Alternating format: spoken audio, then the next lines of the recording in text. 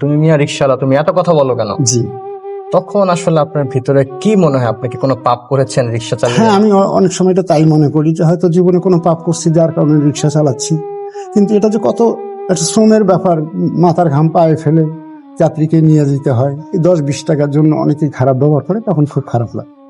যে আপনার মানে রিক্সা যখন চালাচ্ছেন, আমি যখন আপনার রিক্সায় ছিলাম, জি হ্যাঁ, তখন হচ্ছে যে আপনার ঘাম বেয়ে বেয়ে পড়তেছে, জি। এই যে শ্রমের টাকা, জি হ্যাঁ, এইটা ইনকাম করে আপনার ভেতরে কেমন ফিল হয়? হ্যাঁ, যখন আল্লাহ রহমতে টাকাটা গণি 600 টাকা ইনকাম করছি, দেখা যায় যে আবার 18,000 টাকা মাসে করতেছি ঘর ভাড়া দিয়ে, তখন খুব ভালো লাগে যে না, সারাদিন পরিশ্রম করে আমি 600-700 টাকা পাইছি, তখন খুব ভালো লাগে।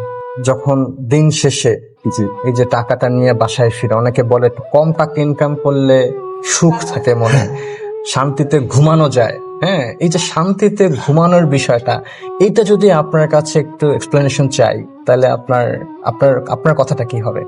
আমার কথাটা হবে, দিন শেষে যে আমি যে টাকাটা পাচ্ছি এটা খুব সৎ ইনকাম। যখন আমি ঘরে ফিরি, বউ বাচ্চার মুখে যখন হাসি দেখতে পাই, বা কোনো কিছু নিয়ে গেলে তারা হাসি মুখে এই জিনিসটা দেখে, তখন খুব ভালো লাগে যে না, আমার সারাদিন কর্ম করে আমার সার্থকতা হয়েছে।